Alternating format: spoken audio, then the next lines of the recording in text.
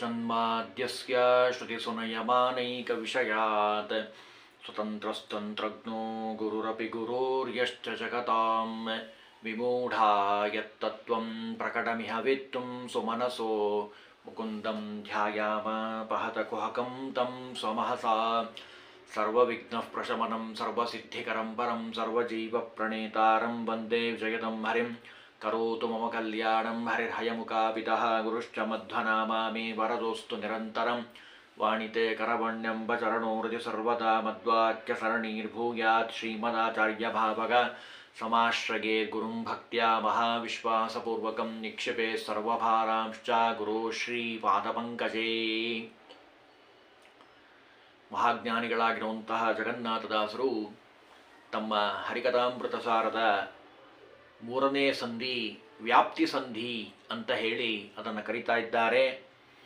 ಭಗವಂತನ ವ್ಯಾಪ್ತತ್ವವನ್ನು, ಅಂದರೆ ಎಲ್ಲ ಕಡೆ ಭಗವಂತ ಇದ್ದಾನೆ, ಭಗವಂತ ಇಲ್ಲದೇ ಇರುವಂತಹ ಜಾಗವೇ ಎಲ್ಲೂ ಇಲ್ಲ ಇಡೀ ಬ್ರಹ್ಮಾಂಡದಲ್ಲಿ, ಇಡೀ ಪ್ರಪಂಚದಲ್ಲಿ. ಅದು ಜಗನ್ನಾಥದಾಸರು ನಮಗೆ ಶಾಸ್ತ್ರಬದ್ಧವಾಗಿ ಅನೇಕ ಪ್ರಮೇಯಗಳನ್ನು ಚಿಂತನೆ ಮಾಡಿಸುವ ರೂಪದಲ್ಲಿ ನಮಗೆ ಇಲ್ಲಿ ತಿಳಿಸ್ಕೊಡ್ತಾರೆ. ಇದರಿಂದ ಎರಡು ನಮಗೆ ಸಿದ್ಧ ಆಗುವಂಥದ್ದು, ಒಂದು ನಾವು ಅಸ್ವತಂತ್ರರು, ಎರಡನೇದ್ದು ಭಗವಂತ ಸ್ವತಂತ್ರ ಅನ್ನೋದು ಇಲ್ಲಿ ಸಿದ್ಧ ಆಗುವಂಥದ್ದು. ಇದರ ಜೊತೆಗೆ ಭಗವಂತ ಹೇಗೆ ನಮ್ಮನ್ನು ರಕ್ಷಣೆ ಮಾಡ್ತಾನೆ, ನಾನಾ ವಿಧವಾದ ರೂಪಗಳಿಂದ ಎಲ್ಲ ಕಡೆ ಇದ್ದು ನಮ್ಮನ್ನು ರಕ್ಷಣೆ ಮಾಡುವಂತಹ ಭಗವಂತನ ಅತ್ಯದ್ಭುತವಾದ ಮಹಿಮೆಯನ್ನು ಈ ವ್ಯಾಪ್ತಿ ಸಂಧಿಯಲ್ಲಿ ನಾವು ಕಾಣಬಹುದು. ಜಗನ್ನಾಥದಾಸರು ಭಗವಂತನ ಅತ್ಯದ್ಭುತವಾದ ವ್ಯಾಪ್ತಿಯನ್ನು, ಎಷ್ಟು ವಿಸ್ತಾರವಾಗಿ ಭಗವಂತ ನಮ್ಮನ್ನು ಅನುಗ್ರಹ ಮಾಡ್ತಾನೆ ಅನೇಕ ರೂಪಗಳಿಂದ ಅನ್ನೋದನ್ನು ನಾವಿಲ್ಲಿ ಕಾಣಬಹುದು. ಮೊದಲನೇ ಪದದಲ್ಲಿ ಹೇಳ್ತಾರೆ, ಹರಿಕಥಾಮೃತ ಸಾರ ಗುರುಗಳ ಕರುಣದಿಂದ ಪನಿತು ಪೇಳುವೆ ಪರಮ ಭಗವದ್ಭಕ್ತರಿದನಾದರದಿ ಕೇಳುವುದು.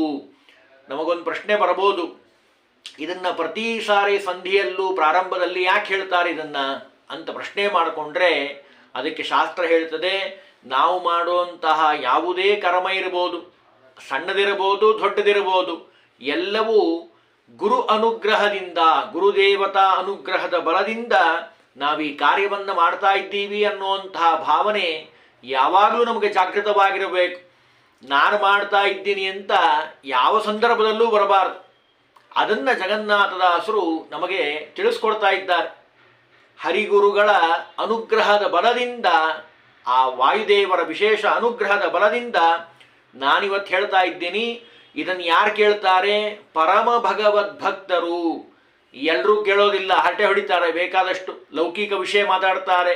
ಆದರೆ ಭಗವಂತನ ಕಥೆ ಕೇಳಬೇಕು ಅಂದರೆ ಅವರು ಪರಮ ಭಗವದ್ಭಕ್ತರು ಇದನ್ನಾದರದಿ ಕೇಳುವುದು. ಬರೀ ಕೇಳೋದಲ್ಲ, ಆದರದಿ ಕೇಳುವುದು. ಆಸಕ್ತಿಯಿಂದ ನಾವು ಭಗವಂತನ ಕಥೆಯನ್ನು ಕೇಳಬೇಕು. ಅದಕ್ಕೆ ಹೇಳ್ತಾರೆ ಪ್ರಾರಂಭದಲ್ಲಿ, ಭಗವಂತನ ವ್ಯಾಪ್ತಿ ಹೇಗಿದೆ? ಪುರುಷ ರೂಪತ್ರಯ ಪುರಾತನ ಪುರುಷ ಪುರುಷೋತ್ತಮ ಕ್ಷರಾಕ್ಷರ ಪುರುಷ ಪೂಜಿತ ಪಾದ ಪೂರ್ಣಾನಂದ ಜ್ಞಾನಮಯ ಪುರುಷ ಸೂಕ್ತ ಸುಮೇಯ ತತ್ಪುರುಷ ಹೃತ್ಪುಷ್ಕರ ನಿಲಯ ಮಹಾಪುರುಷ ಜಾಂಡಾಂತರದಿ ಬಹಿರದಿ ವ್ಯಾಪ್ತ ನಿರ್ಲಿಪ್ತ. ಜಗನ್ನಾಥದಾಸರ ಮಾತು ನಮಗೆ ಅರ್ಥ ಆಗಬೇಕು ಅಂದರೆ ವ್ಯಾಖ್ಯಾನ ಬೇಕೇ ಬೇಕು. ವ್ಯಾಖ್ಯಾನ ಇಲ್ಲದೆ ನಾವು ಒಂದು ಅಕ್ಷರವನ್ನು ಅರ್ಥ ಮಾಡ್ಕೊಳ್ಳಿಕ್ಕೆ ಸಾಧ್ಯ ಆಗೋದಿಲ್ಲ. ಯಾಕೆಂದರೆ ಅಷ್ಟು ಗಹನವಾಗಿ, ನೋಡಲಿಕ್ಕೆ ಕನ್ನಡನೇ, ಅಚ್ಚ ಕನ್ನಡದಲ್ಲೇ ಬರೆದುಕೊಟ್ಟಿದ್ದಾರೆ. ಆದರೆ ಅದರ ಅರ್ಥ, ಆಂತರಿಕವಾದ ಒಂದು ಗೂಢ ಪ್ರಮೇಯ ನಮಗೆ ಗೊತ್ತಾಗಬೇಕು ಅಂದರೆ ಸಂಕರ್ಷಣ ಒಡೆಯರವರ ವ್ಯಾಖ್ಯಾನ ಬೇಕೇ ಬೇಕು. ಇನ್ನೂ ಅನೇಕ ತಾಮ್ರಪರ್ಣಿಯ ವ್ಯಾಖ್ಯಾನ ಇದೆ. ಅನೇಕ ಜ್ಞಾನಿಗಳು, ಸಜ್ಜನರು ನಮ್ಮ ಮೇಲೆ ಅನುಗ್ರಹ ಮಾಡಲಿಕ್ಕೋಸ್ಕರವಾಗಿ ಇದರ ಗೂಢಾರ್ಥವನ್ನು ಬಹಳ ಸುಂದರವಾಗಿ ನಮಗೆ ತಿಳಿಸ್ಕೊಟ್ಟಿದ್ದಾರೆ. ಮೊದಲನೇ ಶಬ್ದ ಇದೆ, ಪುರುಷ ರೂಪತ್ರಯ. ಪುರುಷ ಅಂದರೆ ಏನು? ಅದು ಮೊದಲು ನಮಗೆ ಸಿದ್ಧ ಆಗಬೇಕು, ಆಮೇಲೆ ಮುಂದೆ ಪದ್ಯಕ್ಕೆ ಹೋಗೋಣ. ಪುರುಷ ಅಂದರೆ ಯಾರು? ಯಾರನ್ನ ಪುರುಷ ಅಂತ ಕರೀಬೇಕು? ನಾವೆಲ್ಲ ಏನಂದ್ಕೊಂಡಿದ್ದೀವಿ, ಪುರುಷ ಮತ್ತು ಸ್ತ್ರೀ ಅಂತ ಎರಡು ವಿಭಾಗ ಇದೆ ಅಲ್ಲ, ಅದನ್ನು ನಾವು ಪುರುಷ ಸ್ತ್ರೀ ಅಂತ ನಾವು ಹಂಗೆ ಅಂದ್ಕೊಂಡಿದ್ದೀವಿ. ಆದರೆ ಶಾಸ್ತ್ರದ ಅಭಿಪ್ರಾಯದಲ್ಲಿ ಪುರುಷ ಅಂತ ಯಾರನ್ನ ಕರೀಬೇಕು? ಭಗವಂತ ಮಹಾಪುರುಷ. ಯಾಕೆ ಅವನನ್ನು ಪುರುಷ ಅಂತ ಕರೀತಾರೆ? ಪೂರ್ಣಾನಂದಂ ಶನೋತಿ ದದಾತಿ ಇತಿ ಪುರುಷಃ. ಪ್ರಥಮತಃ ಸೃಷ್ಟಿಯ ಪ್ರಾರಂಭದಲ್ಲಿ ವಟಪತ್ರಶಾಹಿಯಾದ ನಾರಾಯಣ ದೇವರಿಂದ ಅಭಿವ್ಯಕ್ತವಾಗಿರುವಂತಹ ವಾಸುದೇವನಿಗೆ ಪುರುಷ ಪುರುಷ ಅಂತ ಕರೀತಾರೆ. ಪುರುಷ ರೂಪತ್ರಯ ಅಂದ್ರಲ್ಲ, ಮತ್ತೆ ಒಬ್ಬನೇ ಪುರುಷ ಆಗ್ಬೇಕಾಗಿತ್ತಪ್ಪ. 3 ರೂಪ ಯಾವುದು ಅಂತ ಕೇಳಿದ್ರೆ, ಒಂದು ಮಹತ್ತತ್ವ ಪ್ರವಿಷ್ಟವಾಗಿರುವಂಥದ್ದು, ಎರಡನೆಯದ್ದು ಅಂಡಗರ್ಭರ ಪ್ರವಿಷ್ಟವಾದದ್ದು, ಮೂರನೆಯದ್ದು ಸರ್ವಜೀವರಲ್ಲಿ ಪ್ರತಿಷ್ಠಾಪಿತವಾಗಿರುವಂಥದ್ದು. ನಮಗೆಲ್ಲ ಪುರುಷ ಅಂತ ಯಾಕೆ ಕರೀತಾರೆ ಅಂದರೆ, ಪುರುಷ ನಾಮಕನಾಗಿರುವಂಥ ಭಗವಂತ ನಮ್ಮಲ್ಲಿ ವಾಸ ಮಾಡ್ತಾನೆ. ಆದ್ದರಿಂದ ನಮ್ಮನ್ನ ಪುರುಷ ಅಂತ ಕರೀತಾರೆ. ಅದಕ್ಕೆ ಹೇಳ್ತಾರೆ ನೋಡಿ ಎಷ್ಟು ಸುಂದರವಾಗಿ, 3 ರೂಪಗಳಿಂದ ಭಗವಂತ ಯಾವಾಗಲೂ ಎಲ್ಲರದೇ ನೆಲೆಸಿರ್ತಾನೆ. ಒಂದನೇದಾಗಿ ಮಹತ್ತತ್ವದಲ್ಲಿ, ಎರಡನೇದಾಗಿ ನಾನೀಗ ಹೇಳಿದ ಹಾಗೆ ಅಂಡಗರ್ಭರ ಪ್ರವಿಷ್ಟವಾಗಿರುವಂಥದ್ದು, ಮೂರನೇದ್ದು ಎಲ್ಲ ಜೀವರಲ್ಲಿ ಸರ್ವಜೀವರಲ್ಲಿ ಇರುವಂಥದ್ದು. ಸ್ವಲ್ಪ ಇದನ್ನ ವಿಸ್ತಾರ ಮಾಡಿ ಹೇಳಬೇಕು ಅಂದ್ರೆ ನಮಗೆ ಚೆನ್ನಾಗಿ ಗೊತ್ತಾಗತ್ತೆ. ಇದಕ್ಕೆ ಸುಮಾರು ಜ್ಞಾನಿಗಳು ಅನೇಕ ಅರ್ಥಗಳನ್ನು ತಿಳಿಸ್ತಾರೆ, ನಮಗೆ ಮೇಲ್ನೋಟಕ್ಕೆ ಗೊತ್ತಾಗೋದಿಲ್ಲ. ಅದಕ್ಕೆ ಹೇಳ್ತಾರೆ 3 ರೂಪಗಳಿದ್ದಾವೆ ಭಗವಂತನದ್ದು, ಅನಿರುದ್ಧ, ಪ್ರದ್ಯುಮ್ನ, ಸಂಕರ್ಷಣ. ಈ 3 ರೂಪದಿಂದ ಭಗವಂತ ಬ್ರಹ್ಮ, ವಿಷ್ಣು, ಮಹೇಶ್ವರ 3 ರೂಪದಲ್ಲಿ ಭಗವಂತ ಇದ್ದು ಎಲ್ಲ ಕೆಲಸವನ್ನ ಮಾಡಿಸ್ತಾನೆ. ತಾನೇ ಮಾಡಿಸ್ತಾನೆ ಭಗವಂತ. ಬ್ರಹ್ಮದೇವರಲ್ಲಿ 1 ರೂಪದಿಂದ, ರುದ್ರದೇವರಲ್ಲಿ 1 ರೂಪದಿಂದ, ವಿಷ್ಣು ತಾನೇ ಸ್ವಯಂ ಆಗಿ ಎಲ್ಲ ಕಾರ್ಯವನ್ನ ಮಾಡಿಸ್ತಾನೆ. ಭಾಗವತ ಹೇಳ್ತಾ ಇದೆ, ವಿಷ್ಣೋಸ್ತು 3 ರೂಪಾಣಿ ಪುರುಷಸ್ಯ ಮಹಾತ್ಮನಃ. ನಾನೀಗೇನು ಹೇಳಿದ್ನಲ್ಲ ಅದಕ್ಕೆ ಪ್ರಮಾಣ ತೋರಿಸ್ತಾ ಇದ್ದಾರೆ ಶಾಸ್ತ್ರಕಾರರು. ಭಾಗವತದಲ್ಲಿ ಬಂದಿರುವಂತಹ ಮಾತು, ಪ್ರಥಮಂ ಮಹತ ಸೃಷ್ಟ, ದ್ವಿತೀಯಂ ತ್ವಂಡ ಸಂಸ್ಥಿತಂ, ತೃತೀಯಂ ಸರ್ವಭೂತಸ್ಥಂ ತಾನಿ ಜ್ಞಾತ್ವ ವಿಮುಚ್ಯತೆ. ಒಂದು ಮಹತ್ತತ್ವ, ಎರಡನೇದ್ದು ಅಂಡತತ್ವ, ಎಲ್ಲ ಕಡೆ ಇರುವಂಥದ್ದು, ಅಖಂಡ ಗರ್ಭರ ಅಂತ ಕರೀತಾರೆ. ಮೂರನೇದ್ದು ಸರ್ವಜೀವರಲ್ಲಿ ಪರಮಾತ್ಮ ಇದ್ದು ಇಡೀ ಬ್ರಹ್ಮಾಂಡದಲ್ಲಿ ವ್ಯಾಪ್ತನಾಗಿದ್ದಾನೆ. ಇದನ್ನ ಆಧಾರವಾಗಿಟ್ಟುಕೊಂಡು ಪೂರ್ಣ ಈ ಸಂಧಿಯಲ್ಲಿ ಭಗವಂತನ ವ್ಯಾಪ್ತತ್ವವನ್ನು ಹೇಳ್ತಾರೆ. ಅದು ನಮ್ಮ ಜಗನ್ನಾಥದಾಸರ ವೈಶಿಷ್ಟ್ಯ, ಅವರ ವಿದ್ವತ್ ಪ್ರತಿಭೆಯನ್ನು ನಾವಿಲ್ಲಿ ಕಾಣಬಹುದು. ಪುರುಷ ರೂಪತ್ರಯ 3 ಸಿಕ್ತು ನಮಗೆ. ಪುರುಷ ಅಂದ್ರೆ ಯಾರು ಅಂತ ಗೊತ್ತಾಯಿತು, ಭಗವಂತ ವಾಸುದೇವ ರೂಪ. ಅವನ 3 ರೂಪ ಅನಿರುದ್ಧ, ಪ್ರದ್ಯುಮ್ನ, ಸಂಕರ್ಷಣ 3 ಕೆಲಸಗಳನ್ನ ಮಾಡ್ತಾನೆ ಅಂತ ಹೇಳಿದ್ರು. ಪುರುಷ ರೂಪತ್ರಯ. ಪುರಾತನನಾಗಿರುವಂಥ ಪುರುಷ. ಏನ್ ಹಾಗಂದ್ರೆ, ಪುರುಷ ಅಂದ್ರೆ ಗೊತ್ತು ನಮಗೆ, ಪುರಾತನ ಪುರುಷ ಅಂದ್ರೆ ಅನಿರುದ್ಧಾದಿ ರೂಪಗಳು ಬರೋಕ್ಕಿಂತ ಮುಂಚೆ ಇರುವಂಥ ರೂಪ ಯಾವುದು? ಅದು ವಾಸುದೇವ ರೂಪ. ಅದಕ್ಕೆ ಪುರಾತನ ಅಂತ ಬಳಸಿದ್ದಾರೆ ಶಬ್ದವನ್ನ. ಅಂದ್ರೆ ಈ 3 ರೂಪಗಳು ಬರೋಕ್ಕಿಂತ ಮುಂಚೆ ಇರುವಂಥ ರೂಪ ಪುರಾತನವಾದಂತಹ ಭಗವಂತ, ಅವನು ವಾಸುದೇವ. ಪುರುಷ ರೂಪತ್ರಯ ಪುರಾತನ ಅಂತ ಹೇಳಿದ್ರು. ಇನ್ನು ಪುರುಷೋತ್ತಮ ಅಂದ್ರು. ಪುರುಷೋತ್ತಮ ಯಾಕೆ? ಲಕ್ಷ್ಮೀದೇವಿಯಿಂದ ಮೊದಲುಗೊಂಡು ಬ್ರಹ್ಮಾದಿ ದೇವತೆಗಳಿಗಿಂತಲೂ ಸರ್ವಜೀವಿಗಳಿಗಿಂತಲೂ ಉತ್ತಮನಾದಂಥವನು. ಆದ್ದರಿಂದ ಅವನನ್ನ ಪುರುಷೋತ್ತಮ ಅಂತ ಕರೆದ್ರು. ಇಷ್ಟೇ ಅಲ್ಲ, ಇವನೆಂಥವನು? ಕ್ಷರಾಕ್ಷರ ಪುರುಷ ಪೂಜಿತನಾದ. ಕ್ಷರಾಕ್ಷರರು ಅದನ್ನು ಹೇಳ್ತಾರೆ ವಿಷ್ಣುತತ್ವ ವಿನಿರ್ಣಯದಲ್ಲಿ ಬಹಳ ಸುಂದರವಾಗಿ ಆಚಾರ್ಯ ಹೇಳ್ತಾರೆ. ಬ್ರಹ್ಮ ಶಿವ ಸುರೇಶಾದ್ಯ ಶರೀರ. ಎಷ್ಟು ಸುಂದರವಾಗಿ ಆಚಾರ್ಯರು ಹೇಳ್ತಾರೆ ಅಂದರೆ, ಭಗವಂತ ಮತ್ತು ಲಕ್ಷ್ಮೀದೇವಿ ಇಬ್ಬರನ್ನ ಉದಾಹರಣೆಯಾಗಿ ಹೇಳ್ತಾರೆ. ಕ್ಷರ ಅಂದರೆ ಅನಾದಿ ಲಿಂಗ ದೇಹದಿಂದ ಬಂಧಕವಾಗಿದ್ದು ಅದರ ನಾಶ ಐದತಕ್ಕಂತಹ ಬ್ರಹ್ಮಾದಿ ತೃಣಾಂತ ತ್ರಿವಿಧ ಜೀವರು ಕ್ಷರಾಜೀವರು. ನಾವೆಲ್ಲ ಯಾರು? ಕ್ಷರರು. ಅಂದ್ರೆ ನಾಶ ಹೊಂದುವಂಥವ್ರು. ಒಂದಲ್ಲ ಒಂದು ದಿವಸ ನಾವು ನಾಶ ಆಗ್ತೀವಿ.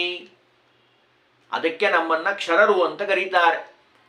ಬ್ರಹ್ಮದೇವರಿಂದ ಹಿಡಿದುಕೊಂಡು ತೃಣಾಂತ ಪರ್ಯಂತರವಾಗಿ ಎಲ್ಲರಿಗೂ ಕ್ಷರರು ಅಂತ ಕರೀತಾರೆ.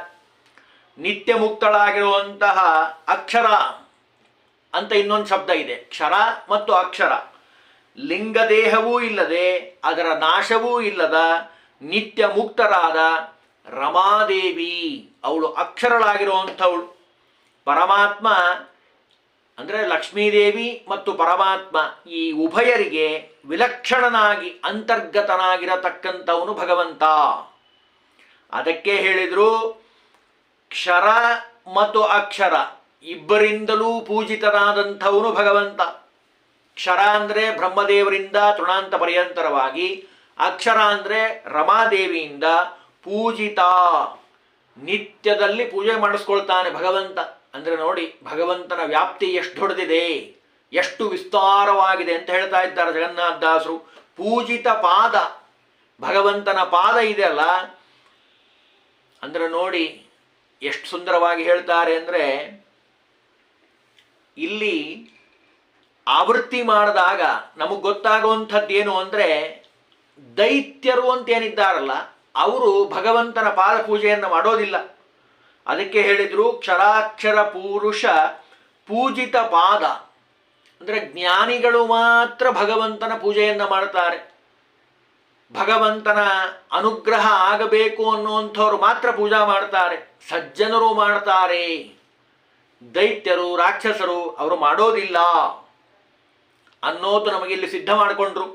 ಅಷ್ಟೇ ಅಲ್ಲ, ಪೂರ್ಣಾನಂದ ಜ್ಞಾನಮಯ ಭಗವಂತ, ಪೂರ್ಣವಾದ ಆನಂದ, ಪೂರ್ಣವಾದ ಜ್ಞಾನ, ಪೂರ್ಣವಾದ ಶಕ್ತಿ, ಪೂರ್ಣ ಅಂತಲೇ ಭಗವಂತನಿಗೆ ಹೆಸರು. ಎಲ್ಲವೂ ಪೂರ್ಣವಾಗಿರುವಂಥವನು. ಅಷ್ಟೇ ಅಲ್ಲ, ನನ್ನ ಮಾತಲ್ಲ, ಜಗನ್ನಾಥದಾಸರು ಹೇಳಿಬಿಡ್ತಾರೆ ಪೂರ್ಣಾನಂದ ಜ್ಞಾನಮಯ. ಪೂರ್ಣವಾದ ಅಂದರೆ ಪರಿಪೂರ್ಣವಾದ ಆನಂದ ಮತ್ತು ಜ್ಞಾನ ಮಯ, ಇವುಗಳಿಂದಲೇ ಶರೀರವುಳ್ಳಂಥವನು. ಅಂದರೆ ಜ್ಞಾನಾನಂದಮಯನಾಗಿರುವಂತಹ ಭಗವಂತ ಪುರುಷ ಸೂಕ್ತ ಸುಮೇಯ. ಪುರುಷ ಸೂಕ್ತ ಅಂತ ಇದೆ ಋಗ್ವೇದದಲ್ಲಿ. ಆ ಪುರುಷ ಸೂಕ್ತದಿಂದ ಪ್ರತಿಪಾದ್ಯನಾದಂತಹ ಭಗವಂತ ಸು ಚಂದಾಗಿ ಮೇಯ, ತಿಳಿದುಕೊಳ್ಳಿಕ್ಕೆ ಇರುವಂಥವನು ಭಗವಂತ.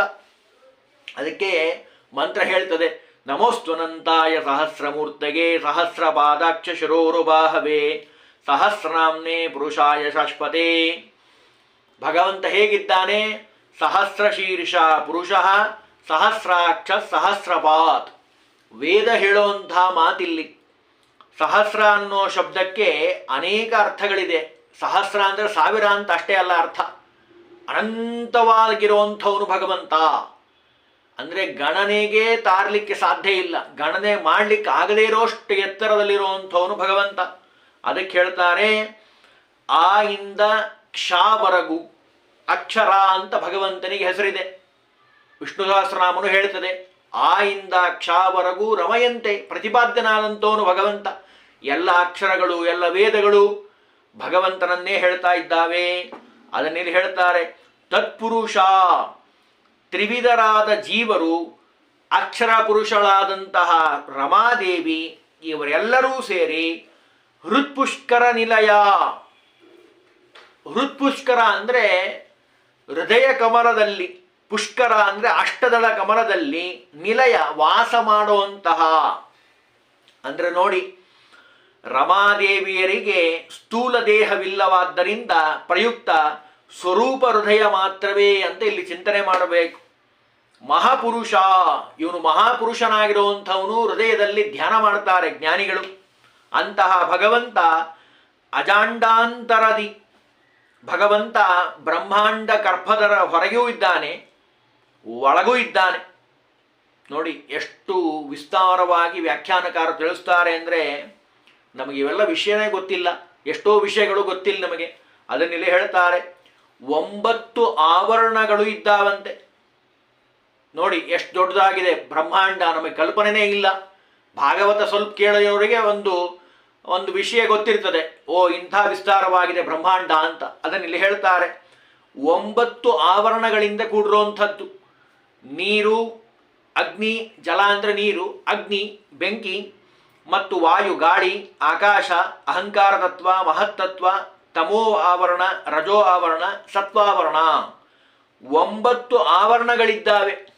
ನಮ್ಮ ಕಲ್ಪನೆಗೆ ಆಗೋದಿಲ್ಲ. ಅಷ್ಟು ವಿಸ್ತಾರವಾಗಿರುವಂಥದ್ದು ಈ ಬ್ರಹ್ಮಾಂಡ.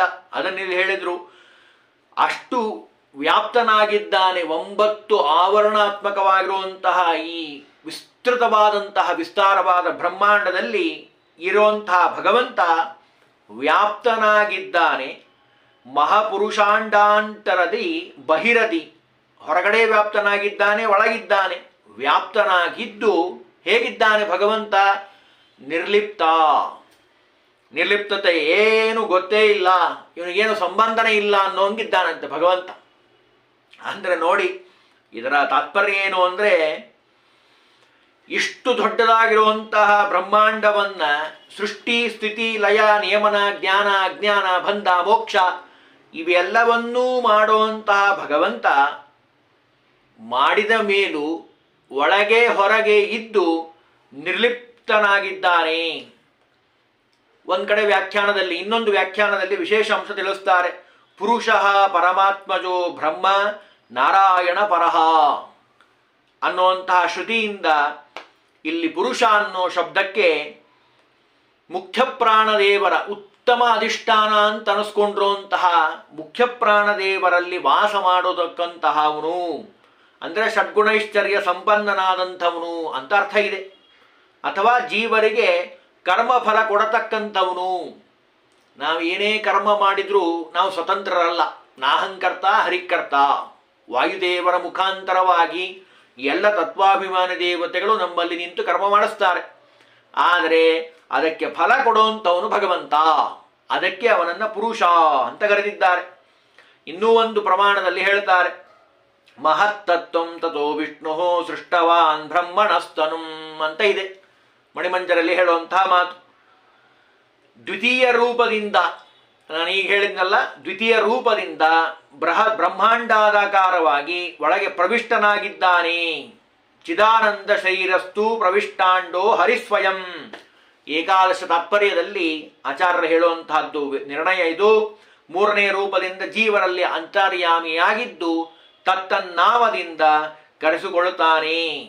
ಸಜೀವನಾಮ ಭಗವಾನ್ ಪ್ರಾಣಧಾರದ ಧಾರಣ ಹೇತುತಃ. ಐತರೆಯ ಭಾಷ್ಯದಲ್ಲಿ ಆಚಾರ್ಯ ಹೇಳುವಂತಹ ಮಾತು. ಅಂದರೆ ಒಟ್ಟಾರೆ ಈ ಪದ್ಯದಲ್ಲಿ ನಾವು ತಿಳಿಯುವಂತಹ ವಿಶಿಷ್ಟವಾದ ಒಂದು ಪ್ರಮೇಯ ಏನು ಅಂತ ಕೇಳಿದರೆ, ಭಗವಂತ 3 ರೂಪದಿಂದ, ಅನಿರುದ್ಧ, ಪ್ರದ್ಯುಮ್ನ, ಸಂಕರ್ಷಣ, ಈ 3 ರೂಪದಿಂದ ಇದ್ದು, ಒಂದು ಪ್ರಮುಖವಾಗಿ ಶಾಸ್ತ್ರ ಹೇಳಿರೋ ಹಾಗೆ ಮಹತ್ತತ್ವವನ್ನು ಪ್ರವಿಷ್ಟ ಆಗಿರುವಂಥದ್ದು, 2ನೇದ್ದು ಅಖಂಡ ಕರ್ಪರ ಪ್ರವಿಷ್ಟವಾದದ್ದು, 3ನೇದ್ದು ಸರ್ವಜೀವರಲ್ಲಿ ನಿಯಾಮಕನಾಗಿರುವಂಥದ್ದು. ಅಂದರೆ ಒಂದು ಬ್ರಹ್ಮದೇವರ ಸೃಷ್ಟಿ, ಅವರಲ್ಲಿ ಇದ್ದು ಎಲ್ಲ ಭಗವಂತ ಮಾಡಿಸ್ತಾನೆ ಬ್ರಹ್ಮದೇವರನ್ನ. ಅದಕ್ಕೆ ಹೇಳಿದ್ರು ಮಹತ್ತತ್ವಂ ತಥೋ ವಿಷ್ಣು ಸೃಷ್ಟವಾನ್ ಬ್ರಹ್ಮಣಸ್ತನುಂ. 2ನೇದಾಗಿ ಅಖಂಡವಾಗಿರುವಂತಹ ವಿಸ್ತಾರವಾಗಿರುವಂತಹ ನವಾವರಣಗಳಿಂದ 9 ಆವರಣಗಳಿಂದ ಕೂಡಿರುವಂತಹ ಏನು ಬ್ರಹ್ಮಾಂಡ ಇದೆ, ಅಲ್ಲಿ ಭಗವಂತ ವ್ಯಾಪ್ತನಾಗಿದ್ದಾನೆ. ಬಹಿರದಿ ಅಂತ ಹೇಳ್ತಾರೆ. ಇನ್ನು 3ನೇದಾಗಿ ಸರ್ವಜೀವರಲ್ಲಿ ಇದ್ದು ಭಗವಂತ ನಿಯಾಮಕನಾಗಿ ಸಜೀವನಾಮ ಭಗವಾನ್ ಪ್ರಾಣಧಾರಣ ಹೇತುತಃ. ಐತರೆಯ ಭಾಷ್ಯದಲ್ಲಿ ಆಚಾರ್ಯ ಹೇಳಿರುವಂತಹ ಮಾತು, ಎಲ್ಲರಲ್ಲಿ ಇದ್ದು ಭಗವಂತ ಅನುಗ್ರಹ ಮಾಡ್ತಾನೆ. ಅಂದರೆ ವ್ಯಾಪ್ತತ್ವ ನೋಡ್ರಿ, ಎಲ್ಲ ಕಡೆ ಇದ್ದಾನೆ ಭಗವಂತ. ಭಗವಂತನಿಗೆ ಮುಚ್ಚಿ ನಾವು ಯಾವ ಕೆಲಸನ ಮಾಡಲಿಕ್ಕಾಗೋದಿಲ್ಲ. ಇದನ್ನು ನಾವು ಯಾಕೆ ತಿಳ್ಕೊಳ್ಬೇಕು ಅಂದರೆ, ಭಗವಂತನ ವ್ಯಾಪ್ತತ್ವ ನಮಗೆ ಅದು ದೊಡ್ಡ ಉಪಾಸನೆ, ಬಹಳ ವಿಶೇಷವಾದ ಫಲವನ್ನು ಭಗವಂತ ಕೊಡ್ತಾನೆ. ಇದರಿಂದ ನಮಗೆ ಕೆಟ್ಟದು ಮಾಡಬೇಕು ಅಂತ ಮನಸ್ಸಿನಲ್ಲೂ ಬರೋದಿಲ್ಲ. ಯಾಕೆ? ದೇವ್ರು ನೋಡ್ತಾನೆ. ಕ್ಯಾಮ್ರಾ ಇದೆ ಅಂತ ಅಂದರೆ, ಫೋಟೋ ತೆಗಿತಾರೆ ಅಂದರೆ ಸರಿಯಾಗಿ ಕೂಡದೇ ಇದ್ದವರು ಸರಿಯಾಗಿ ಕೂತ್ಕೊಳ್ಳಿಕ್ಕೆ ಪ್ರಯತ್ನ ಮಾಡ್ತಾರೆ, ತಲೆ ಮೇಲೆ ಕೈಯಾಡಿಸ್ತಾರೆ, ಕನ್ನಡಕ ಸರಿ ಮಾಡ್ಕೊಳ್ತಾರೆ, ಹೊತ್ಕೊಂತಾರೆ ಸರಿಯಾಗಿ. ಯಾಕೆ? ಚಿತ್ರ ಬರ್ತದೆ. ಹಾಗೆ ಎಲ್ಲರ ಕ್ಯಾಮರಾ ಭಗವಂತ ಕೂತು ನೋಡ್ತಾನೆ ನಾವೇನು ಮಾಡ್ತೀವಿ ಅಂತ. ಹಾಗಾಗಿ ಎಚ್ಚರಿಕೆಯಿಂದ ಕೆಟ್ಟ ಕೆಲಸ ಮಾಡೋದೇ ಇಲ್ಲ, ಎಚ್ಚರದಿಂದ ಇರ್ತಾನೆ ಮನುಷ್ಯ. ಯಾಕೆ? ಭಗವಂತ ನೋಡ್ತಾ ಇದ್ದಾನೆ. ಅದರ ಒಂದು ಜ್ಞಾನ ಬರಲಿ. ಭಗವಂತ ಎಲ್ಲ ಕಡೆ ಇದ್ದು ಅನುಗ್ರಹ ಮಾಡ್ತಾನೆ, ಭಗವಂತ ರಕ್ಷಣೆ ಮಾಡ್ತಾನೆ. ಒಳಗಿದ್ದಾನೆ, ನಮ್ಮೊಳಗೆ, ನಮ್ಮ ಹೊರಗಿದ್ದಾನೆ. ಅದು ಭಗವಂತನ ಅದ್ಭುತವಾದ ಒಂದು ವೈಶಿಷ್ಟ್ಯತೆ ಅಂತ ಹೇಳಿ ಈ ಮೊದಲನೇ ಪದ್ಯದಲ್ಲಿ ಇಷ್ಟು ವಿಸ್ತೃತವಾದ ವ್ಯಾಖ್ಯಾನವನ್ನು ತಿಳಿಸ್ತಾ ಇದ್ದಾರೆ ಜಗನ್ನಾಥದಾಸರು.